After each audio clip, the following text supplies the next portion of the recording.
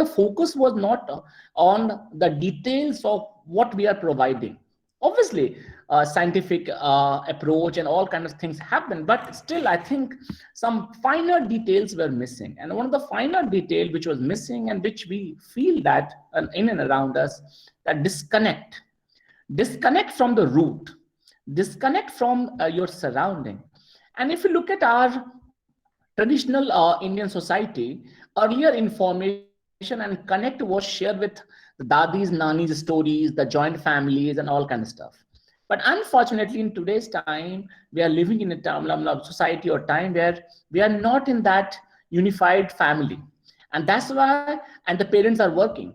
That's why the onus is now on the system. It's very important that our present generation remains connected to the idea of India, and the and connected to the India. Otherwise, what will happen? We will have just a passport which will say that we are Indians, and then beyond the passport, we won't have anything Indian, because our understanding of culture, festivals, song, music, everything is getting compromised.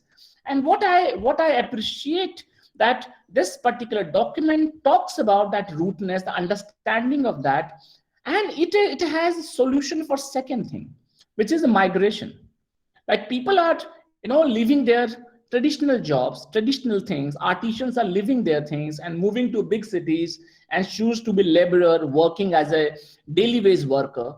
And this particular document talks about that, let's reinvent, let's train our people in that region and that area, and at the same time create awareness through the education, where the value for those traditional things, the value for those Indian things, value for certain things will go up. And overall, you will have a sustainable society, which was the part earlier, that we had a very sustainable society. There was like kind of a demand, and there was a kind of supply for that. But unfortunately, in modern time, the demand and supply both has gone down.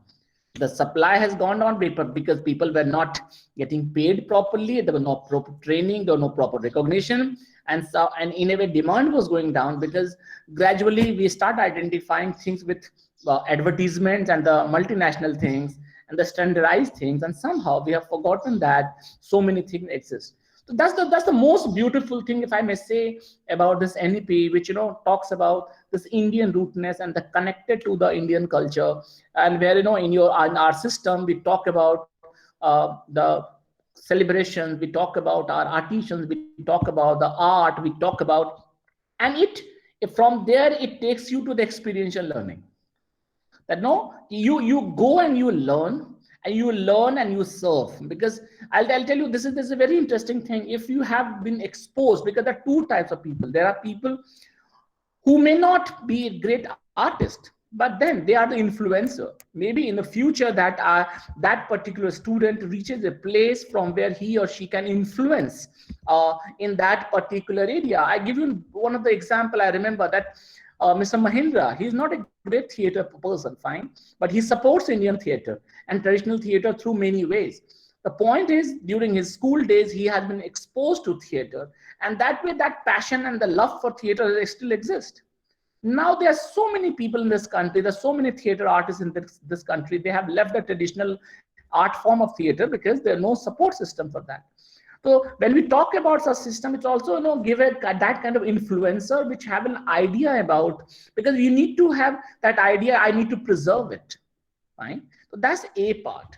B part, if I say this, as I said, this document is aspirational, and that's what this document demands change in the culture in the community.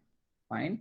Because when I say the cultural shift and the paradigm shift in the way we understand education is going to be the biggest hurdle, is going to be the biggest challenge for this particular NEP to be executed and to be understood properly.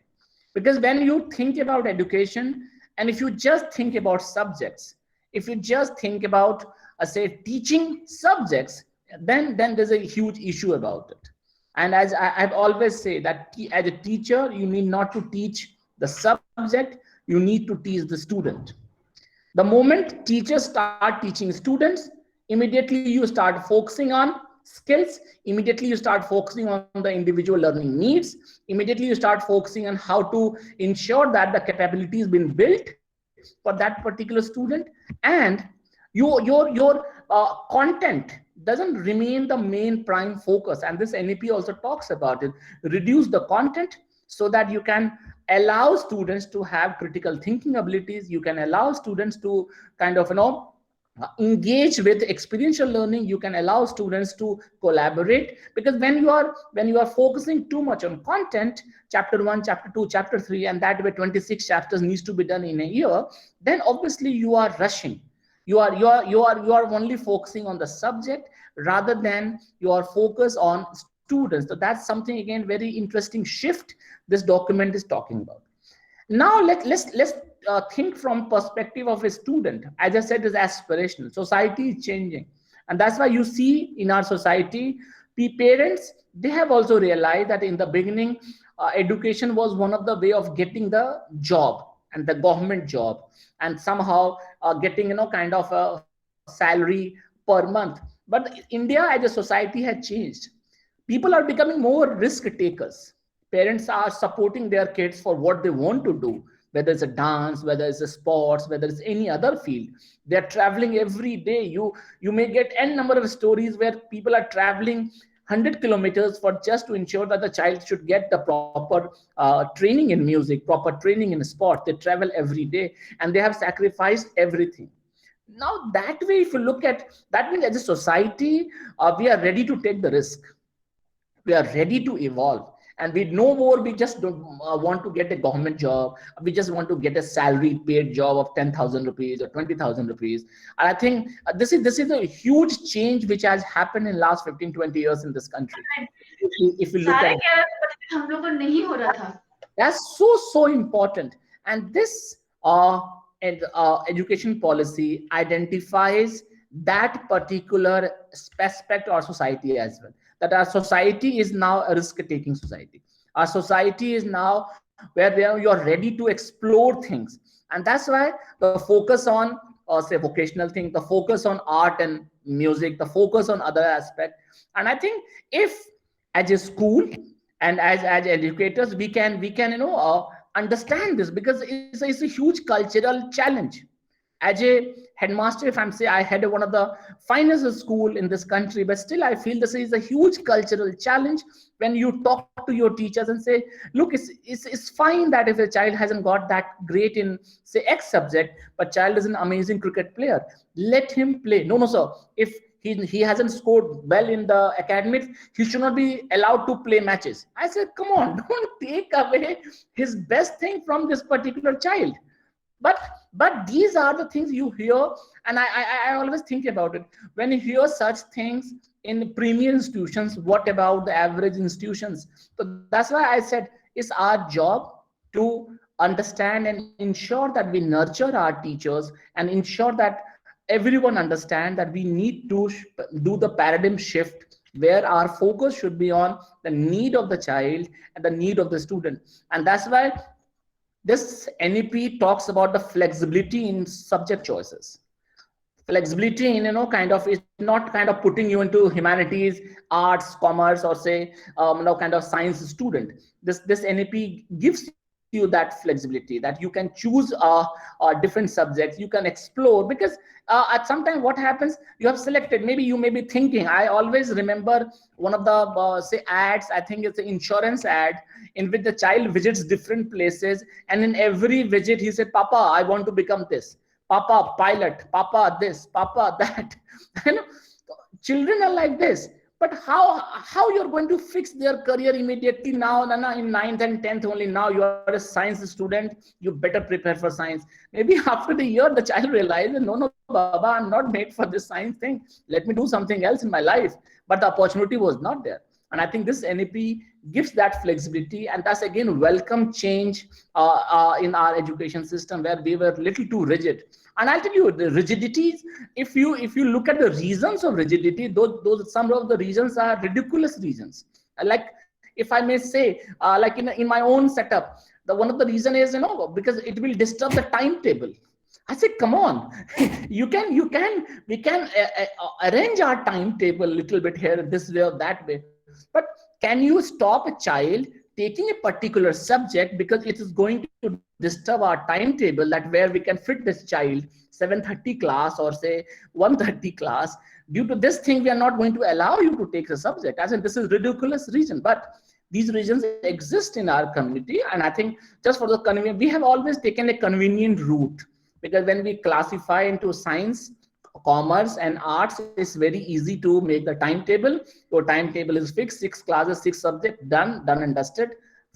But now you have to think about the combination. You need to think about rearranging your classrooms. Maybe you need to think about from the fixed classroom to moving classroom, where after every class, kids may move from one class to another class, and that way rooms are now not 12A or 11A or 11B, that kind of stuff. Maybe it's just art room, and this is X subject, and you start moving in that direction. So these are the new challenges and new issues, I think, and I'm pretty sure that NEP is addressing these things as well.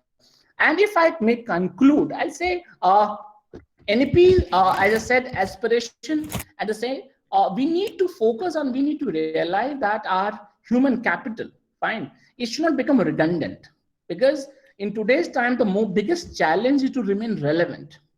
The kind of jobs which will be say offered in after 10 years or 15 years time, the present generation will not forgive us that we haven't prepared them for that kind of opportunities and jobs which are going to happen when they will grow up. It's very important that as an educator and as in policymakers, we realize and we see 20 years down the line, what kind of 15 years down the line, what kind of jobs will be available. And then accordingly, we prepare our children for that. And I must say that this NEP at least started talking about that future, that what kind of things will be available. And it's our job to build our human capital, because at the end of the day, if we don't build our human capital in that direction, then that human capital will just remain crowd.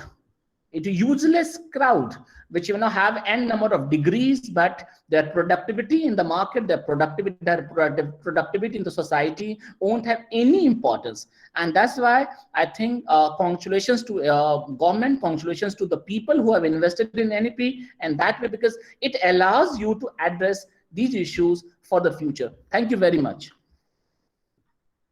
Thank you, Vidukesh sir, for this wonderful, very useful talk. You talked about how this NEP is making a very strong attempt for the present generation so that they can remain Indian, in terms of values. It has focused upon values. You talked about it, why we need those sustainable societies which we used to have earlier. And then you put your focus upon aspirational, and how this NEP is proposing that cultural change. You talked about that as a teacher, we need to teach students and not subjects. So that was very nice to hear from a school leader. Absolutely, sir. We need to train our teachers for that. You also talked about the reduction in conflict will allow students to explore, to inculcate new skills like critical thinking, and explore those other areas. You also talked about the huge challenge which we all face while taking teachers along, to adopt that child-centric approach. You also talked about this flexibility in terms of choosing subjects would have a huge impact, and I'm sure Pankaj sir would be elaborating more on that. And then in the end, you talked about why, as an educator, we need to empower students with 21st century skills, with futuristic skills, so that they can stay relevant, professionally relevant. So big thanks, Vidukesh sir, for your wonderful thought and ideas and your experience. I would be coming back to you with questions. Thank you, sir. And now I would invite Pankaj sir for your detailed perspective. Pankaj sir. Thank you, Rajul. It's very difficult to, when you have a lot of good sessions before your session, it's very difficult to speak. But let me give you some insight. I think Mr. Vimal really touched, because when we talk to the student, if they are in class 9th or 10th, that if they said, sir, it depends upon the score. We got more than 75%, then we have a choice. We can go for a science, arts or commerce, anything. But if it is less than 75%, let's say 70% in some schools, then even we cannot go for arts and commerce. Even we also are not for science, because they have some restriction. I think that's important. It has to be a problem solving approach. I was just going through one of the data. We have only 25% enrollment in higher education. Just imagine if 100 students studying until class 12, out of 100, only 24 are going into a higher education system. And 76, they are not even seeing the gate of the college or university. Even in the class 9th and 10th, there are some dropouts. So at this point of a time, it is very important to have this kind of a policy which gives lot of intervention, lot of exposure to the student at their school education system only. This education policies talk about vocational intervention at school level, which is very much required. If you talk about if 20% education or 80% of education happens in the school and 20% in the higher education system, there are three things. One is the school education, second is the higher education, and third is the corporate education. And there are no overlaps as of now. When I say overlaps, there should be some intervention at school where universities are going to the school or corporates are going to the school and they are just sharing their experience that what is good when you are going to start your journey at higher education or corporate or vice versa. That overlap is very much required when you talk about vocational. I think that will give a lot of exposure. And as in higher education institute, we are very strongly connected with some of the corporates.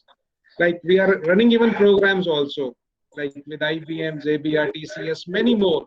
And in addition, we have, as ma'am correctly said, that there should be a lot of options in front of students. We have a choice-based credit system.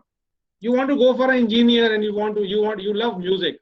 You please come and take that subject. I just show you one example. I was looking for an envelope which was not having in my office. I thought it is a problem. I need to solve that. I just made this envelope with the A4 size paper. I think it is important to have that problem solving skill or approach even when you are in the school. Because I just told that 76% students, they are not going into education, higher education, but obviously they will be doing something for their livelihood. So it is important that whatever we can expose them, whatever we can teach them at school level, and this education policies talk about much about this things in school level. I remember one of my visit, I went to one of the city. I asked one of the students, what do you want to become in your life? He said, I am confused. I said, why you are confused? My mom say that this is profession you should go for. My father said this is the profession. My elder brother is doing, and I'm really confused. I said, it's good to confuse. It's good to confuse. When you're confused, then only will explore things. If you're not confused, you will not do anything. I said, please understand, try to understand you as an individual. That's the first step. And then you have a lot of options. Let's talk about engineering. There are 30 streams available. In computer science, you talk about cybersecurity, IoT, there are a lot of options available nowadays. And now it is important that which suits to you. And believe me, I have seen a lot of students, they were average in their school, even their school, the college education, but they have done wonderful at their professional life. I think it is important to see their skills at the school level, and this education policy, which I have just told, that it's a very win-win for the student. Even you want to drop after 1 year, your education, you will have some certificate. It's a win-win for the student, vocational training. And from SRM, I represent SRM University Sonipat. Whatever help as an higher education institution we can provide to the schools or vice versa to implement this policy. I think that is most important thing. The policy is good. We cannot say, and there are some very important things, but at the end of the day, it is important to execute the policy. And Rajul, you are really doing a great job because this is almost you said 150th session. It is not easy to conduct 150th session. And I think we have a lot of good participants. Going forward, please take input from participants also. We always talk. I believe we should have good questions after this session once we complete this session. So thank you from my side. I will not take much of your time. I really enjoyed the session. Thank you very much. Thank you, Pankaj sir, for your wonderful thought. Yes, it's kind of I would say has been a wonderful journey with the 150 sessions, but your support and your guidance has been one of the very important, I would say, support during the journey. So big thanks. And we have already received many questions from the participants, sir. The question paper is with me. I'm going to announce the question paper in the last part of the session. So big thanks. And now with this, I would invite Jaswinder sir, for your detailed perspective. Jaswinder sir. Thank you and good evening, everybody. Like I said in my opening remarks, I'm going to talk about technology and I'm going to talk about how do we achieve things which seem to be difficult to implement as a part of the policy.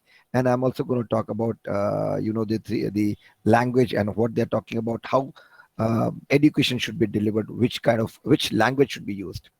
But to start with all this, my most important thing is we have all talked, but there's one point that we've missed out on today, but we've had that several times in the earlier session is about teacher training. When we talk about NEP, we talk about so many subjects being offered. Sir did talk about choice-based credit systems. It was also talked about that why should a child study, because I have that as a part of my timetable, which Vimal sir talked about. Very true. That means we will have to train our teachers to know more and to deliver more. How do we do that? The most important thing is that we have to train them. But how do we train them? We are talking about 14 million teachers, and that too in a country of our size, that too with diverse geographical areas. How do we achieve that?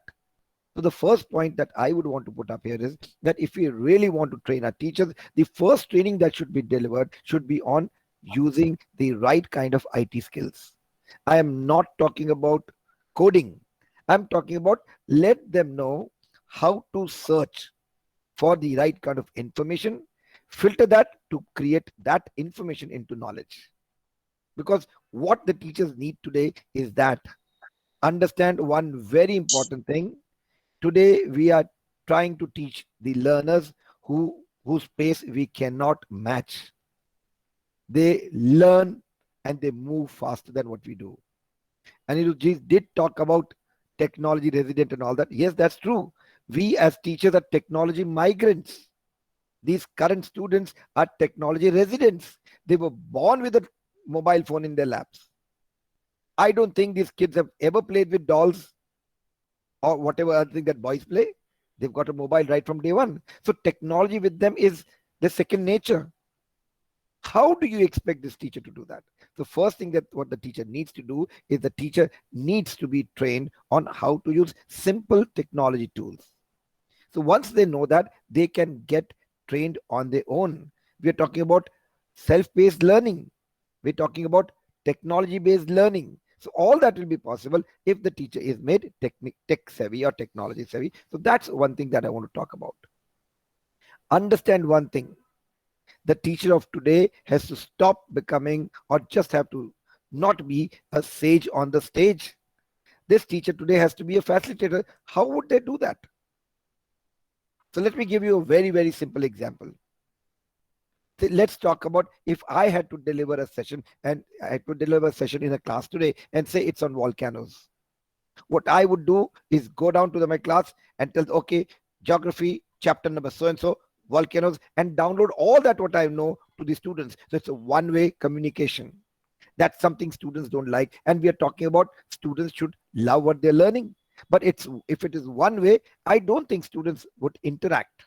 And if there's no interaction, definitely learning is not as much as it should be. So what I as a teacher should do, rather than just download what I want on I know or what is written in the textbook, go and tell students that, okay, tomorrow I'm going to talk about volcanoes and I want each one of them, each one of you to come with 10 lines on that, and you need to come and make a presentation. What is it that the kids will do? Straight go home, Google. Everything Google. When they go look for those 10 lines, unfortunately, mark my words, unfortunately, they will not get those 10 lines. They will get 10,000 lines. And that's where the art is, that to skim through that, to go through that and find out the relevant 10 lines. Now, before that, one important thing that I would want to bring in. We work with more than 1 million students every day in India through 3,000 schools that we work. And what we have realized in the last 15 years of being there is that students are not reading as much they should be. Increasingly, reading is going down. And then we are talking about research-based learning. It is not that he's going to get a video for everything. he or she will have to read. So first important thing is that we need to inculcate good reading habits. That's very, very, very important. Okay, coming back to this point is, what will the child do? He'll go read, find out, and come with those 10 lines. The next day, what happens is each child is supposed to get up and present themselves and what he has found. So first, they come up with presentation skills, very important in today's life. Second is they have to speak, communication skills. Third, they have to collaborate with everybody. So peer group learning, collaborative learning. And when each of them comes with their own part, they own that part. I come with my own learning, so I own that learning, and I will distribute or discuss it with my fellow students. And that is where a lot of interaction comes in. And you know what? Mostly the backbenchers don't participate. You don't have a backbencher in a class like this. Everybody's in the front because everybody comes and talks. And that, if you bring in, you can get that involved learning. You can get that happy learning. You get that experiential learning. You get that research-based learning. That's all what NEP 2020 is talking about. Plus, the teacher need not know everything. What the teacher does is facilitates this kind of an environment, learning environment. And then just sees to it that things go the way they should be going. This is what I think. And you do not need to spend. You don't need much of technology. Just a computer at home, a tablet at home, and even if they don't have that, even a mobile phone is okay. And internet is everywhere. India has the cheapest internet in the world, accessible almost across the country. So this is what I would propose, that when we talk about this NEP 2020, when we talk about teacher training, we need to teach them these rules or these tools and how to go about doing that. It is nowhere is it written that a teacher should know everything. Nowhere, because we say a teacher can never cease to learn. How do you expect the teacher to know everything? So during this process, even the teacher will learn more, because 30 students would have researched and the teacher is listening. And you know what? You learn more when you listen than when you speak. So that is what is happening. So in a class of 30, one guy speaking, 29 listening. The second guy speaking, the other 29 listening. And that's where learning happens without any pressure. They don't have to go back home and do some mugging. You know, I think Dr. Datta talked about this, that why should there be mugging? No, there should not be any mugging. And yes, rightly said by one of us, one of them is that it is experiential learning. They are experiencing that learning, even if they're not doing a practical on that or going to a volcano site. Okay, but that's one thing that I'm talking about. So if we get this point of, a lot of our problems, which seem to be problems, will cease to exist. And NEP 2020, the major roadblock is how do we make our teachers ready for tomorrow will be taken up. You know, when we talk about that, if the students are given choice to select their own subjects, do we have so many teachers? You don't need to have a teacher for different subjects. You need to have a facilitator, somebody who's well informed. You need not know everything, but you need to know where to find all those things. That is what will prepare our teachers for tomorrow. And that means teachers need to be trained properly into this. Okay, coming down to my second point is about language. You know, I represent a company which is into language teaching, language learning, using language labs across the country. What we have seen is NEP 2020 brought a very, by the way, we promote English as a language, but NEP 2020 talks about it, that during the foundation year, let's have the local language. Great work. Excellent. Why am I saying that? It's because that poor child needs that. The foundations, that means I'm talking about numeracy and the science part, if explained in their own language, things will become clear. Imagine a child, on one hand, you're trying to teach him how to comprehend in English and you're teaching the other subjects in English. अभी वो English जान ही नहीं पाया और अंग्रेजी में concept सिखा रहे हो. How will that poor child know that? But when he comes to school, he already knows the local or mother tongue. So he doesn't have to put in any efforts. And that is why these kids will not cry. That is why they would love to come to school. And if you love to come to school, learning is happening. 50% work done. So that is excellent. There's one important thing. Then when people talk about, so what about English? We can't have them not acquire English as a language. But who says? NEP nowhere says that it has to be taught only in mother tongue. You can, and we advise you. But what I say is teach them other languages also. There's a research says by the age of 8, the child can acquire up to 5 languages. NEP talks about 3 language formula. Okay, what is that? Local language. So you understand your concept clearly. Not only that, you get to know your local heritage, which is so very important. I suppose Dr. Vijay Datta did talk about heritage. Okay, how do you get onto that? You need to know your local heritage because there's a lot of richness. Second is the foreign language, in our case, English. Great. You need to connect with the world.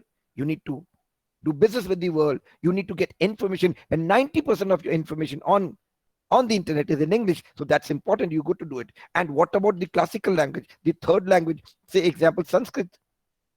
That's a classical language. First, that will bring close to our country. We will be more nationalists, and that is what is needed today. Indians are nationalists. They need to do more. Second is, if you know that classical language, you will get access to that, millions and millions of pages worth of knowledge, not information, buried in those scriptures, which we have not actually gone through. We have not been exposed to. So that is what will bring in. So we will be close to our heritage, we'll be close to our culture. We are supposed to have among the world's oldest civilization. The best of culture is an Indian culture where it is, it says the whole world is my family. We can everybody live together. Like it is said, empathy, yes. Brotherhood, yes. End of the day, what do you want to do? If you have a lot of technology only, though I come from the technology background, if you have a lot of technology, are you going to live with machines? No, you need to live with people. We need to let others live. So that is where it comes in, when our culture is made, is actually put before the students. That's the most important part. Okay, and like I think Dr. Vijay did talk about it, that if a student speaks 3 languages, it is good. I say if a student speaks 3 or more languages, the brain works better. Simple example, imagine one sentence, you use 3 languages and still make meaning out of it. That's logic. So beautifully put up. So that is important. So let there be 3 languages right from day one. Students don't learn languages, they acquire languages. So you just need to give them an environment. And technology can help you do that. We are doing that. In fact, we have just come up with the world's first Sanskrit teaching language lab, already implemented in the Kendriya Vidyalayas of India. So how does that work? So technology, because you need environment, you can't create environment, but technology can help you that. So these things play a very, very important role when you talk about language acquisition. And NEP 2020 has rightfully put it up. We should respect and give our languages the kind of respect that they command, and then the world will kneel down. So that's an important part. So coming on to most of the points that were talked about here, there was one more point that was talked about by Dr. Datta. Is talking about it should be assessment for learning and not off learning. Great. I'm really happy that this statement has come up. When we do assessments, it is not the child who's being assessed, it's the teacher who's being assessed. How much of your teaching has actually percolated down the way it should be done? So how much more do you have to do, with whom, and how much? So that's an important part. And that's, again, I come from the language vertical. So there we use this to understand where are the gaps. And then you do assessments over and over again every year to know whether those gaps were filled, and whether, if not, how do you go about it? So here I end my point here. Thank you so much. Thank you, Jaswinder sir, for raising these important points, from the technology and language aspect. Big thanks for your participation. I would come back to you with questions, sir. Now I would invite a last key speaker, Sunil Dangiji. Sunilji, over to you. Good evening, everyone, and thanks, Rajul, for inviting me here. So I was listening educators over here, and they were discussing about the various good things about the NEP. Now the thing is, the Jaswinder sir was also talking about the technology, and Bimal sir was also talking about the more freedom should be given to the child. So I would like to start with a statement. None of us is a born winner. None of us is a born loser. We are the chooser. The God and the nature has given us the right to choose. We can use that at least. So instead of winning and losing are the different thing, but we can choose always. So, but we, this is my own life story into this. When I was a student in class 10, so I wanted to study political science and economics both with PCM, physics, chemistry, and math. But those options were not allowed at that time. So then after that, I cleared the J and went to IIT.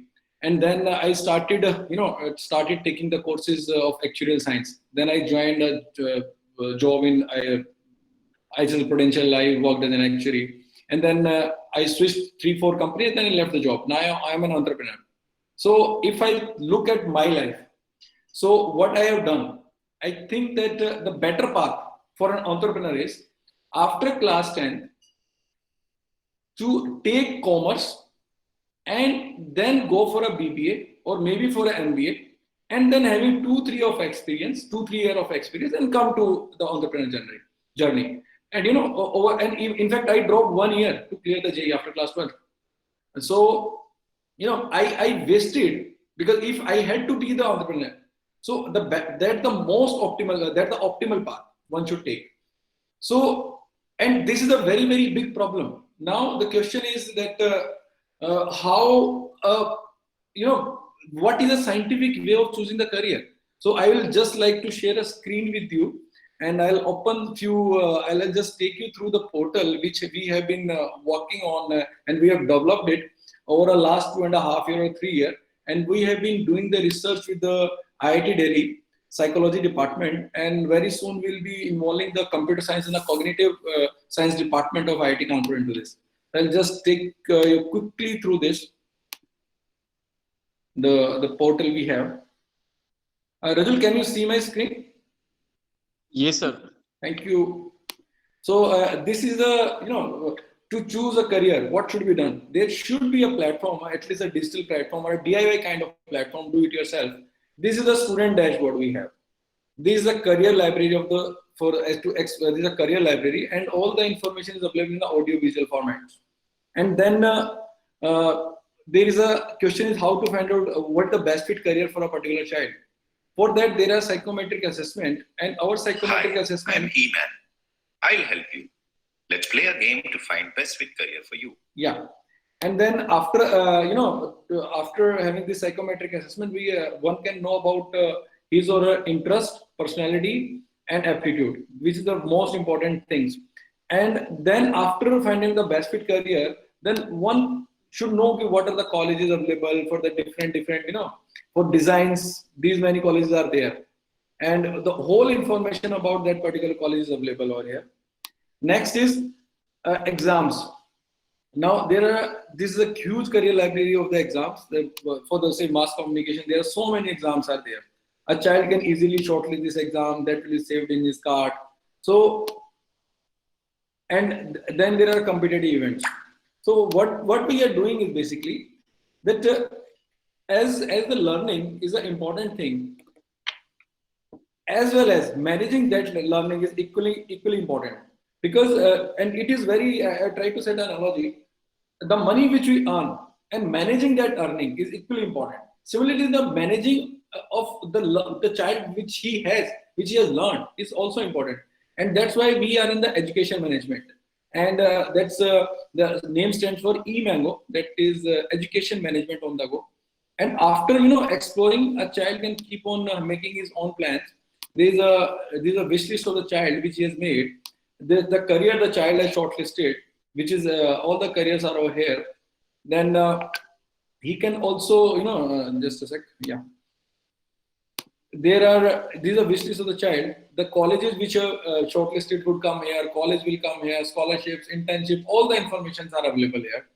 And then there is a suggestion box. There is a AI based, the artificial intelligence based.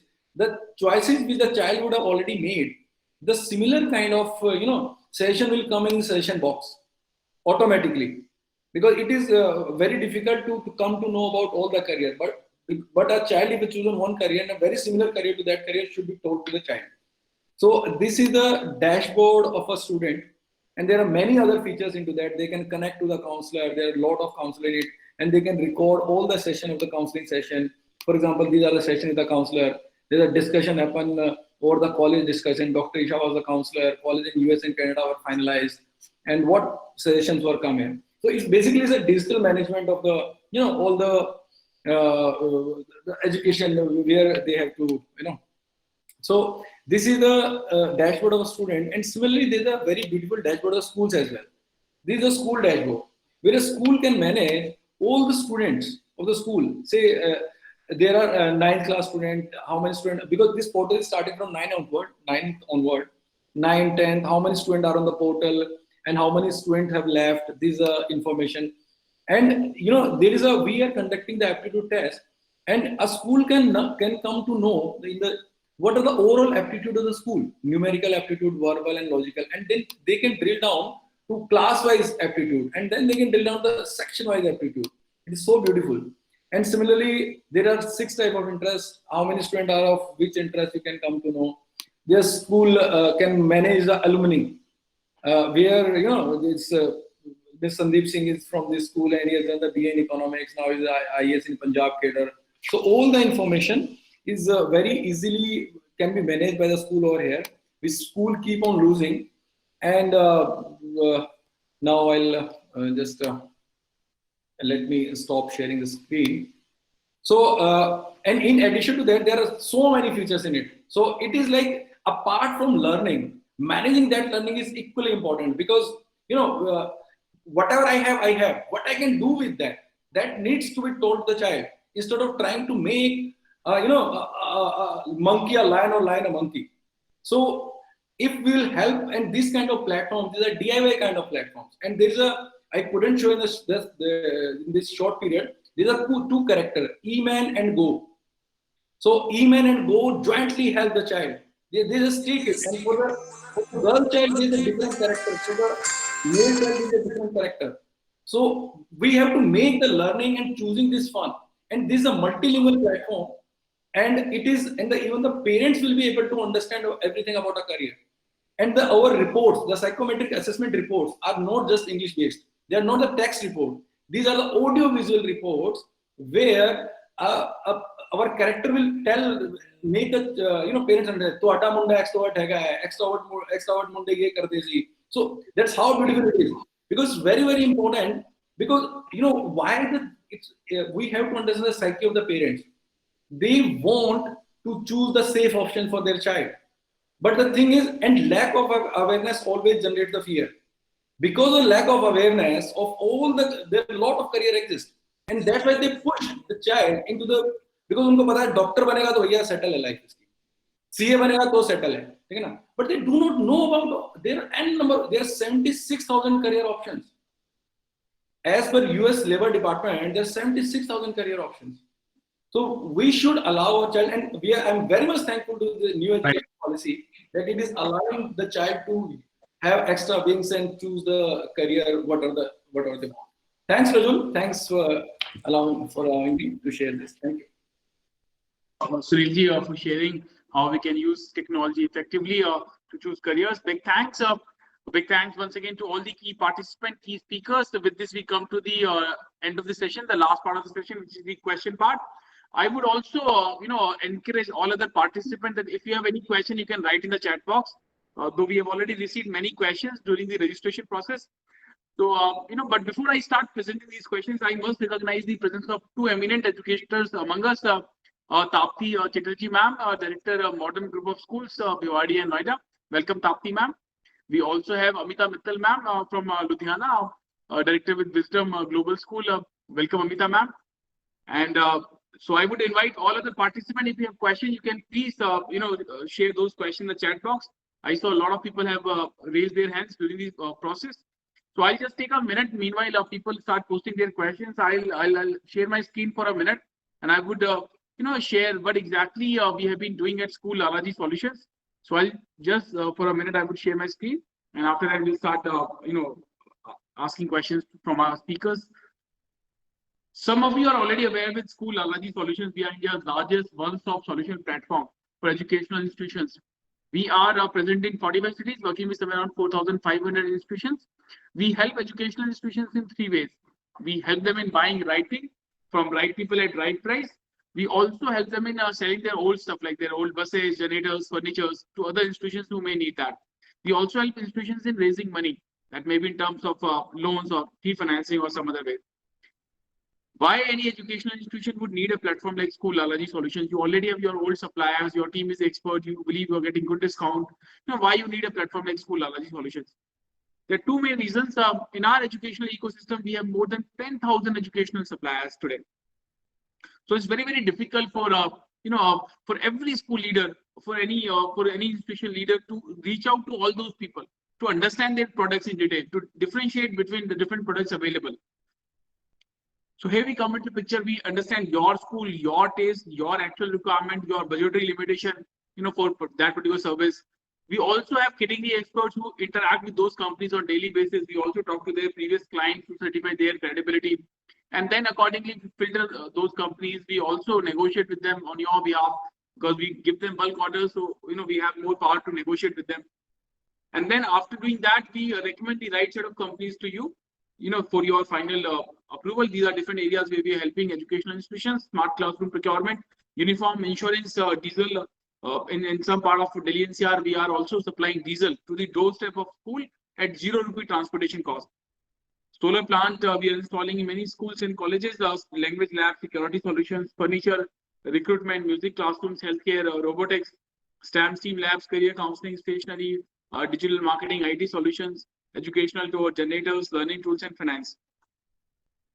And we take the guarantee that will at least save your 5 to 7% of your annual expenditure. So that's kind of a guaranteed 5% additional revenue generation.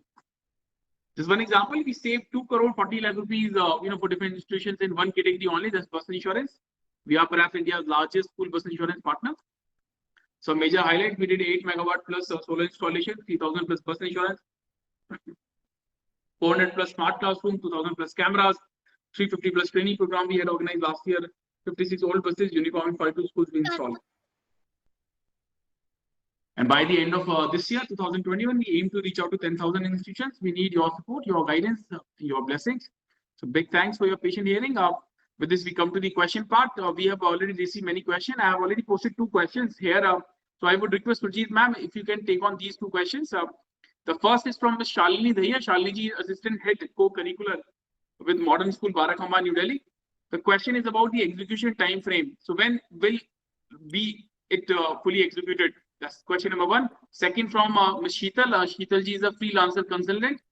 The age to join nursery now. So 2 questions for Jeet ma'am.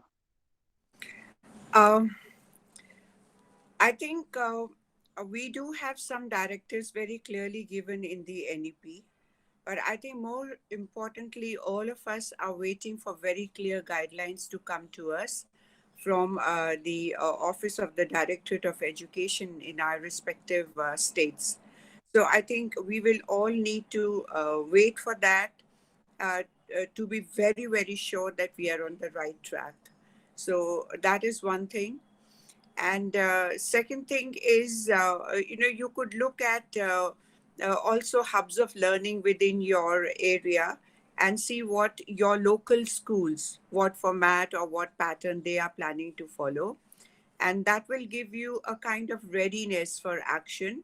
But once again, you will need to have very clear government directives in order to internalize them and actualize them at school.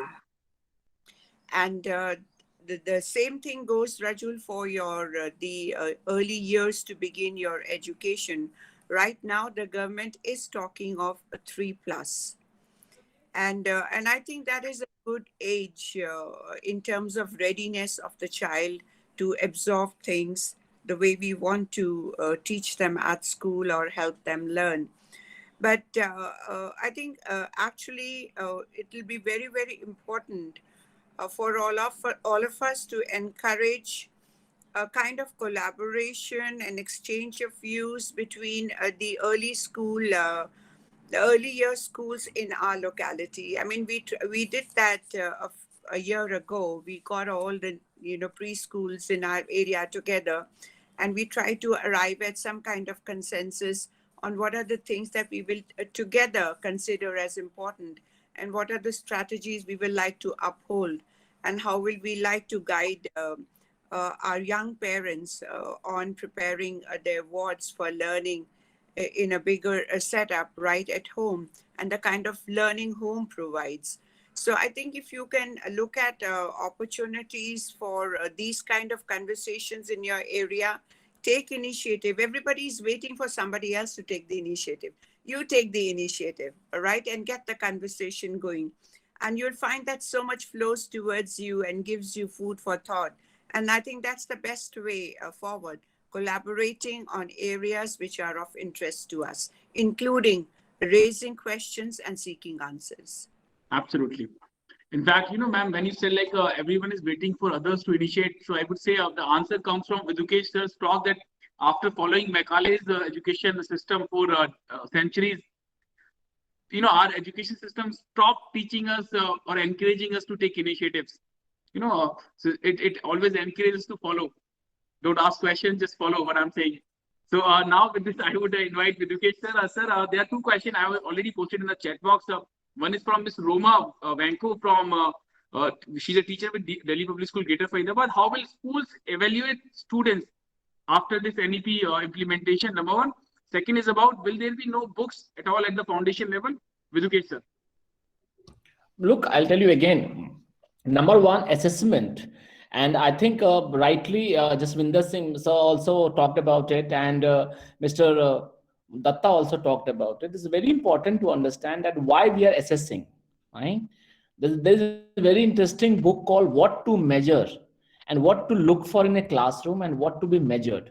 I think all educators and all parents need to kind of go through some literature on that. That as in a parent or as in a school, what I want to measure. And I think some of the measurables have been mentioned in the NEP, and some needs to be developed from that. And it's very important that based on those thoughts, we need to develop the assessment for learning process. Because when we say assessment for learning, that means you are building on knowledge. You're not summating kind of, where summative assessment is happening, and you are just simply what has been taught, and then that's what has been at the end of the day, you have got it in terms of percentage.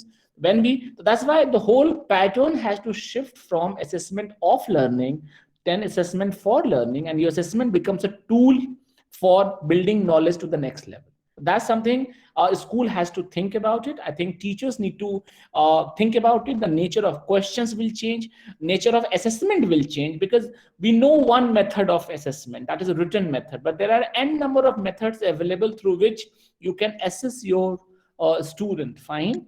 And I think one of the, I'll always give this example. I just remember that how to respond to a situation. We all have heard the story of Krishna and Sudama. Fine. They went to forest, rain happened, they were waiting, and Krishna was sleeping, Sudama was waiting, and he ate something. But look at the assessment done by the Sandeepan Rishiji. Fine. That exactly you're evaluating the whole individual, that how to react and respond in a certain situation. Fine. And that's why how ethical you are and how to cope up with a certain kind of thing. These stories were not just stories, they're assessment systems designed at that time. That's why out of so many stories of Krishna and Sudama, why we know only this story. That this was propagated, this has been done in a way that this is one of the assessment. I guess we need to think about assessment in different perspective. And as far as books are concerned, I think textbooks are just in guidelines for all of us, right?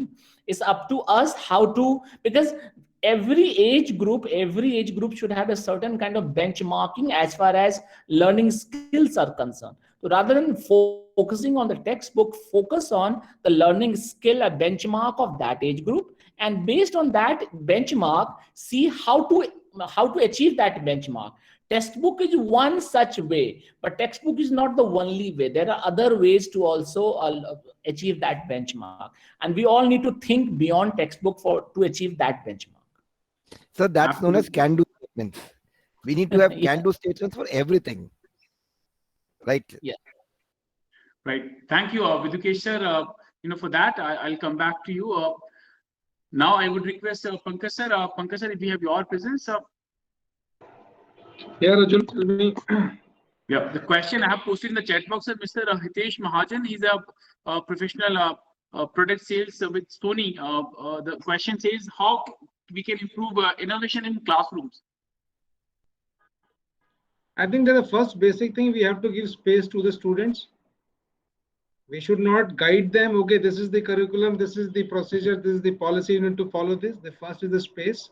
We should also bring a lot of technology in the system, a lot of innovation. We should have some classroom where, like, we have a student from science, commerce, and arts, not silos. If we can have these few things, the environment, the space, and also from the students science, commerce, and arts, and we should give them some problem, and they should try to solve that problem in a different way. I think if we can create this environment in a classroom, starting from nursery, KG first, that you have to build from the initial stages, because students should not fear from the problem. Every problem has a solution. That is one approach is like that. Then only you can provide a lot of innovation at the school level, and not even the school level, even in the corporate. We are also facing a lot of issues on a daily basis. But we definitely, with the innovative approach, we try to resolve all the issues. That's all from my side, and I request anybody, any co-panel member want to add anything to that, please, most welcome. Right. Thank you, Professor. Yeah, now I would request Jaswinder sir. Also, there is a question in the chat box. I have just reposted the question. Ms. Anjali A. Kumar. The question is, which type of internship we should opt for B.Ed, and how academic credit bank transfers because of the every year syllabus change, and we join after 1 or 2 years, it will be totally changed. So I'm saying she's asking about the B.Ed with B.Ed reference only. So Jaswinder sir. Okay, so when we talk about what type of internship should be go work right where there is action. Internship can't be in a place where you're set to make, do some work that the teacher's supposed to do, and you do their book writing work.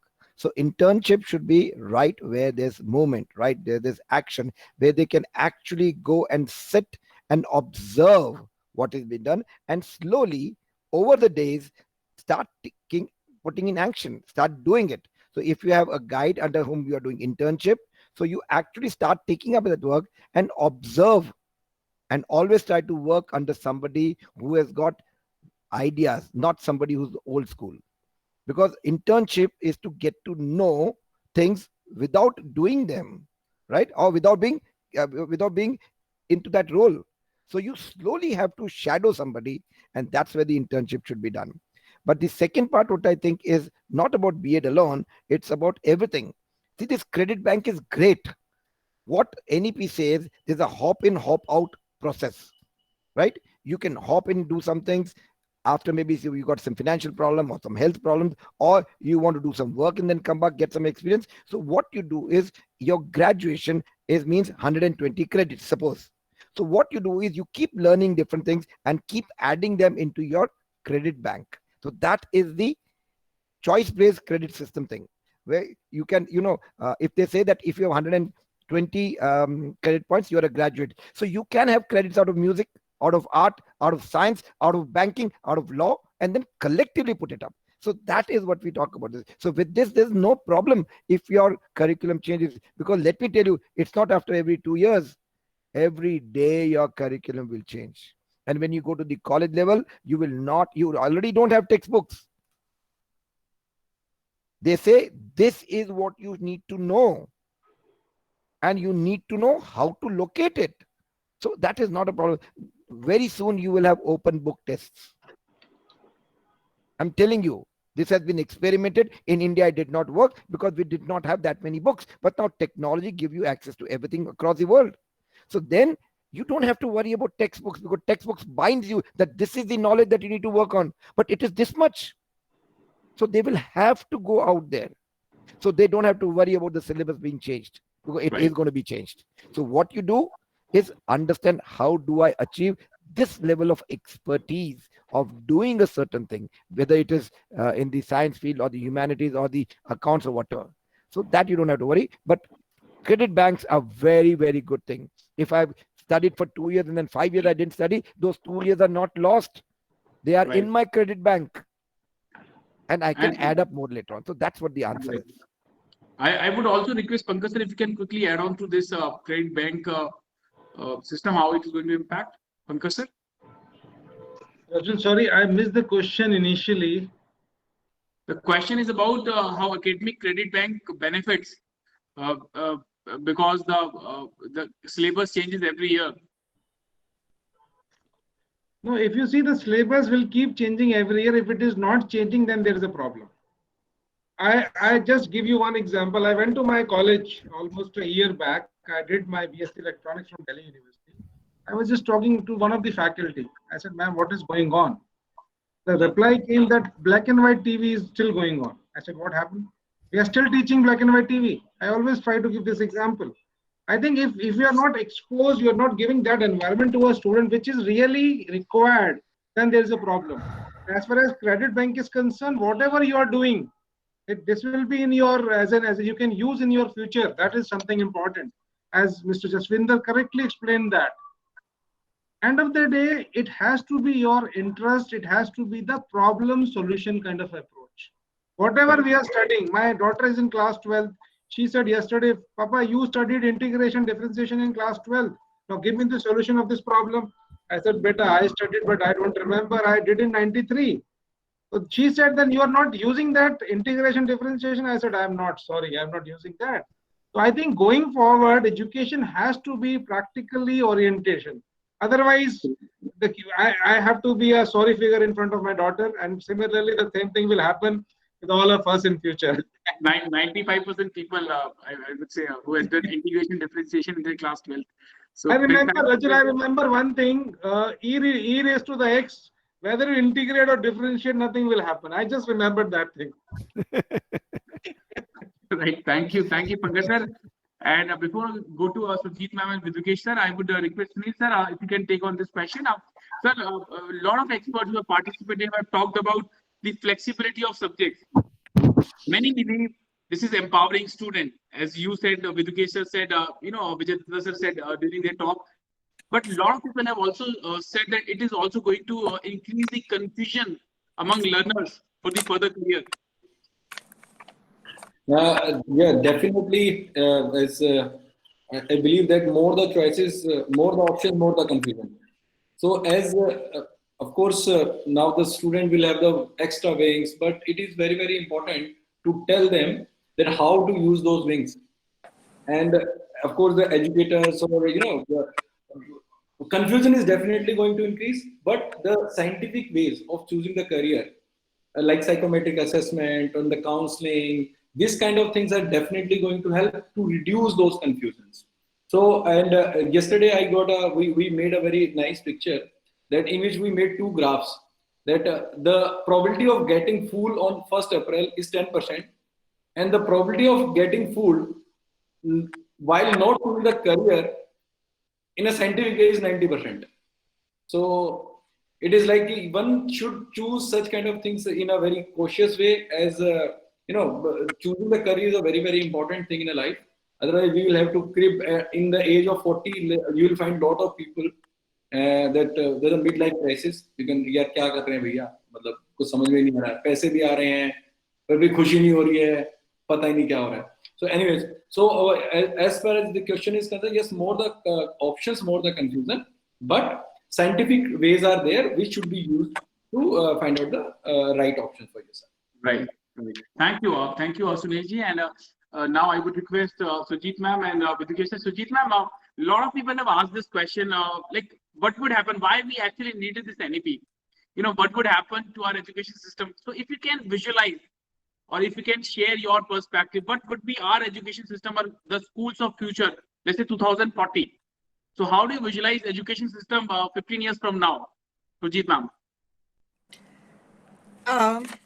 We needed an NEP because we as India must grow together.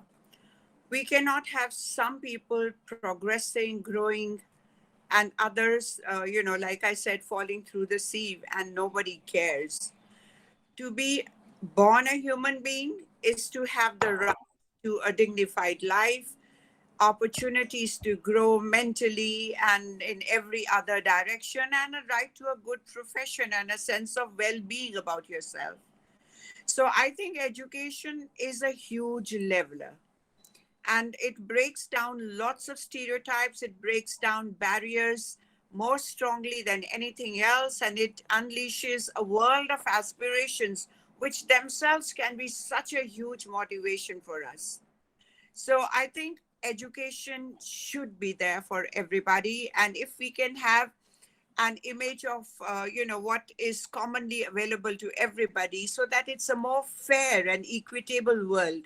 Equity, integrity, and quality, three words that are used in NEP. They're really beautiful words. So we should have an NEP, because this the kind of divisions that exist now, the kind of biases and the walls and the barriers that we have built.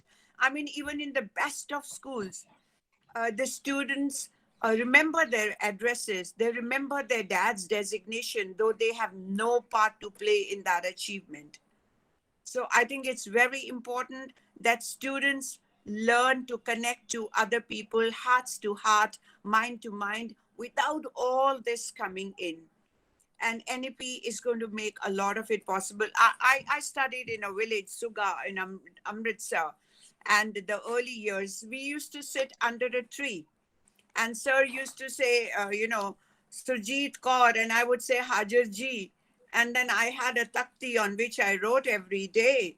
And I went home, I learnt it up, and then I rubbed it clean and got my takti ready for the next day. And I learnt my English alphabets in class 6. And if somebody asked me, what's your name? I knew that this sentence means Sujit, you have to say Sujit Kaur. But if they asked me something that I hadn't learnt up, I had no answer.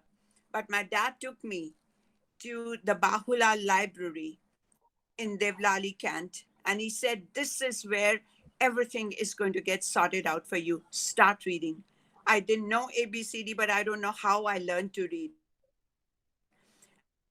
And I learned to read, and books became my greatest ally. And that's how my world opened out. And one thing that I became good at was the English language, and it opened doors for me all the way through. So education is a huge lever, and everybody must have access to education that does you justice. And your second question was, Rajul, about what was the second part of it? The question was, how do you visualize, like, but you have responded to that. How do you visualize the schools of future? But, you have visualized the kind of value we expect from future schools. So big thanks, Sujit ma'am. And now I would invite Vidukesh, and this will be the last question for the day. Sir, there was a question in the chat box from Ms. Garima Monga. The question says she wants to know how we can overlook poor framework of a curriculum and going for digital infrastructure. And CBSE stresses upon NCERT books, but what about the reprints and no new editions and introduction of books from various publishers?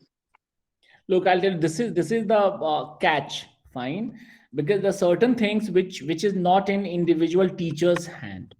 Infrastructural provisions are either, if you're a private school, then obviously your board and your management had to provide. And if it is a government school, then government has to make that effort. And I just said in the beginning that, I struggle many times. What happens in Northeast with little bit of rain, overcast conditions, and your internet facility is the first thing which will go. Fine, and you are just struggling. So today was overcast, still so overcast, and our internet was giving us trouble since afternoon. So there are certain things which is basically government's job and government's responsibility. But I tell you, we get what we demand and what we deserve. And that's why it's very important that as a society and as schools, we start demanding. Fine. Because what happens many times, we as a society, we have accepted whatever been offered to us. Fine. And I guess when we are, whether it's election time, when it's any other time, I think as a society, as a member of a society, it's our job to demand right things. Once we started demanding right things, I think many problems will be sorted out. But definitely, this is something government has to look after and the management has to look after. Now, coming back to the next question, which is NCERT books. Look, again, these are not in our hands, like, when the reprint will happen and kind of stuff. So whatever is available to us, and I just said in the beginning again, books are just carrying certain information, but no one is stopping the teacher from using extra information, the new information available, or the updated information available in the market. So books are one such tool from where you will get some information, and then you pick up information from other aspect as well.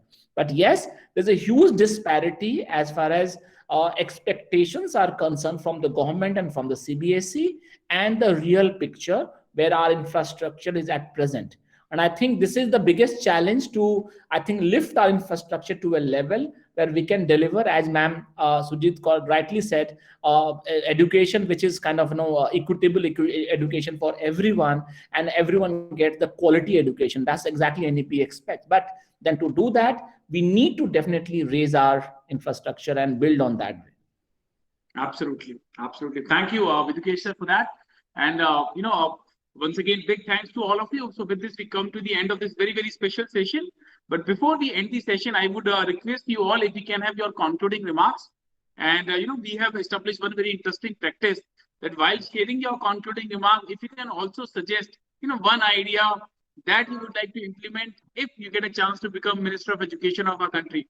So what would be your priority? Let's say you become the minister for one day. So I would request Pankaj sir, if we can begin with you, if we can have your concluding remarks, and what would be your priority if you get a chance to become Minister of Education? This is for only for one day. If you are making me, just make it for 1 month at least. Sir हमारे session बहुत सारे हैं तो सबका number आना है तो एक दिन काफी है. अच्छा ठीक है कोई बात नहीं. I think it is important those who are involved. Like there are 3 important things. One is school fraternity. When I say principals and teachers, and the student, they should sit together and they should devise a policy which is win-win for both. We should not have a person sitting outside creating the policy and whatever. I think student and the principal and the teachers and also some parents, we can involve them in drafting a policy and education and implementing the policy. That's all. One day I can do only this thing, Rajul. It's a very tough thing. Thank you, Pankaj sir, for your participation and for your wonderful remarks. Big thanks. And now I would request Sunil Dangi sir, Sunil sir, if we can have your concluding remark and what would be your priority if you get a chance to become Minister of Education. First, I'll try to change the law that I will remain, because in one day I can do that much at least. That okay, the person who has got, he will remain the education minister forever. Anyway, jokes apart. But like as we have been working that how to choose the right career and how to manage the education on that part. So I could have it like the right to education is there, but right to choose the career should also be there. What a child want to become? Why are we are forcing that child to because a parents want to live their life into their child. So it is not necessary. That give them freedom, let them live. So ultimately, otherwise, it's of education of no use. If the child will remain unhappy throughout the life, it's of no use. So I could have made some kind of policy which will allow the child has to say. It's kind of mandatory kind of thing. That if a child is not allowing that I'm going for that, then no one should be forced that child. So that I could have implemented. Absolutely. So we must empower students so that they can decide on their own for themselves. And what Vidukesh said, like we get what we deserve and what we demand. So we need to empower students so that they can demand the right career for themselves. So big thanks, Sunilji. Now I would request Svinder sir, if we can have your concluding remark and what would be your priority if you get a chance to become Minister of Education. Yeah. So concluding remark would be, we've all said this NEP 2020 is a great policy. It will take us to great heights and all that. But we also know it's a it's a huge task, mammoth task. So my concluding remark would be that as educationists, we should all break this NEP 2020 into smaller components and achieve one after the other so that we are not left at any point feeling dejected that, oh, such a great thing, we were not able to do anything. Because each one of us will be able to do something. And as a ecosystem, as the education ecosystem, I think we can all put things together and get it done. Everybody has a different way of looking at each and every problem. So if you all sit, work on it, definitely solutions can come up. Because we've always been there to create problems. Let's, for a chance, come create solutions, and that will make this very, very simple to achieve. That's one thing. Second thing, talking about being at that powerful position, I would love to do one very important thing. See, we all know that this policy, if needed to be implemented, the soul of this policy, or the people who are going to be the life of this policy, are the teachers, right? So unless we have the right kind of teachers joining in as a part of this fraternity, this has no meaning, because you need a guide. Technology, though I'm from technology, it will do its part, but without a guide, nothing is going to happen. So you need to have very, very passionate people, people who love kids, people who love delivering, people who love this profession, to be a part of this profession. But for that to happen, you need to create an environment which is good for them. So pay them well and respect them well. The second part is equally or more important. Pay them well, respect them well, and you will see the best of people coming and teaching. And if best of people teach, you'll have best of products. So that's something we need to do. So we need to do, if what I would do is classify educationists as the first class citizens of a country. We need to bow down to them.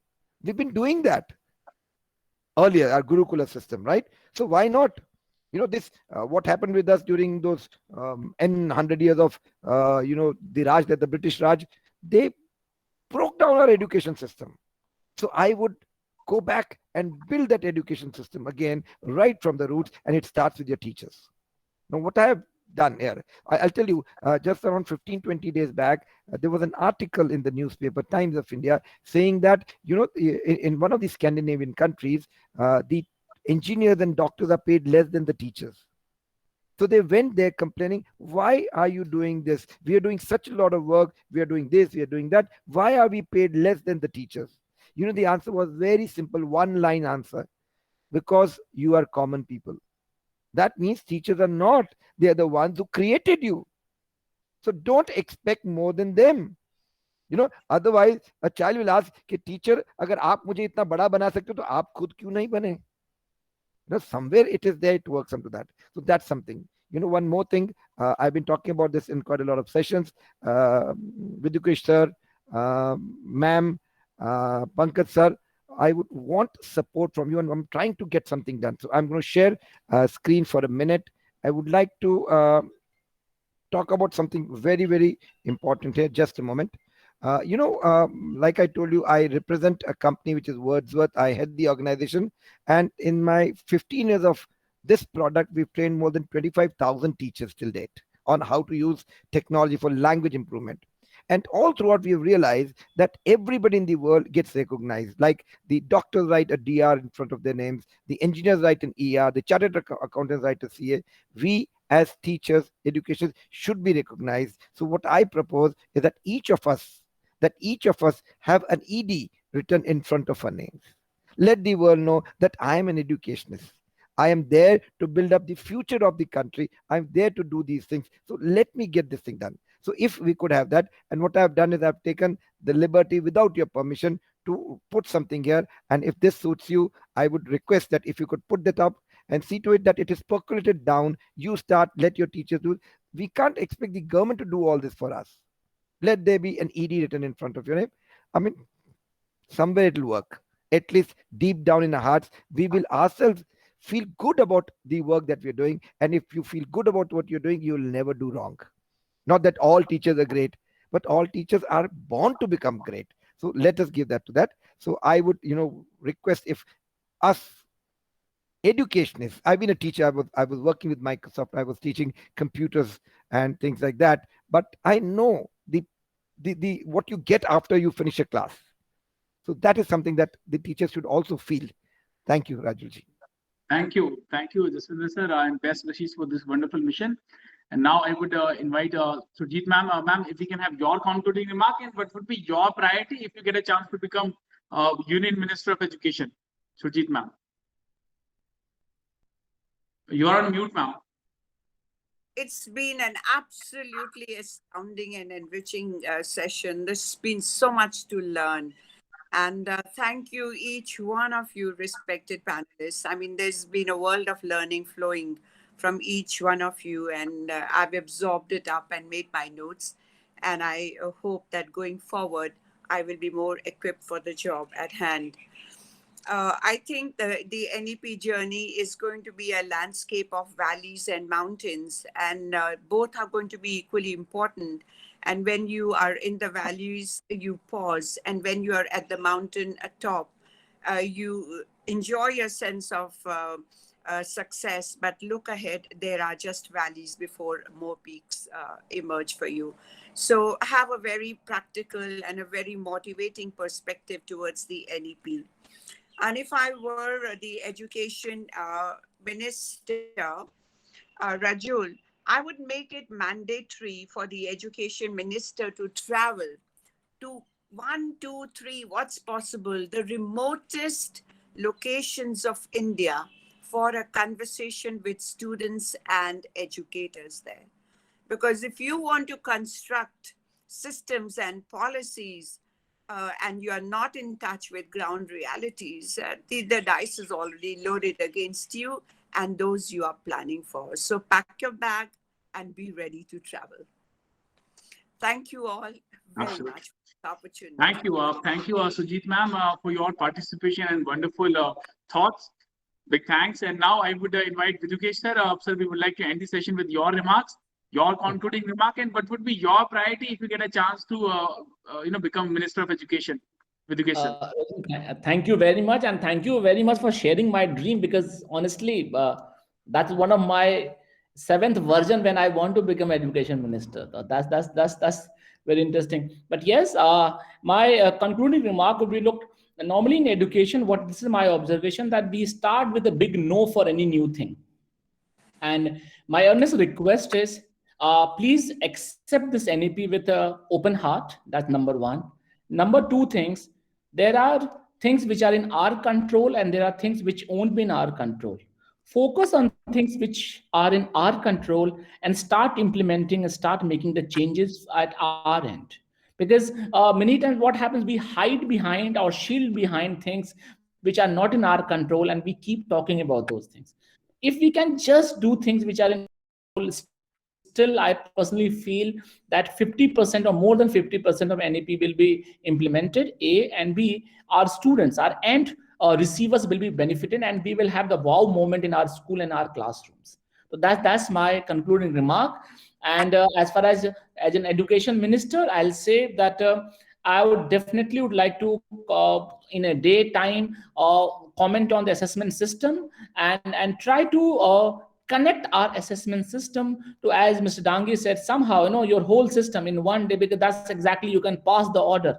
Your assessment system should be in a way which ensures, which checks your skills, which allows you to ensure that you are ready for your market and you are somehow being relevant to the market and the community, rather than just getting the degree and after that, and having this so-called ego that I'm educated and that's why I will not do the other work. Because this is the biggest thing this education has done. People have become graduate and they have left farming, and they have 50 acres of land, but because they are graduate, they will not do farming. I guess we need to just focus on the assessment part, so that your assessment is directly linked with your career and your choices. Thank you. Big thanks, Vidukesh sir, for this wonderful remark. Once again, a big thanks to all our key speakers, Vidukesh sir, Sujit ma'am, Anuruddh sir, Vijay Datta sir, Pankaj sir, Jaswinder sir, Sunil sir. I also, thank our very key guests today, Amita Mittal ma'am, Dilip Kumar sir, who have been with us for the entire session, Sudhir Kumar Dutt sir. So big thanks to all of you for your participation and wonderful ideas which you shared. Big thanks. We'll end the session here. Thank you all. Thank you, everybody. Thank you.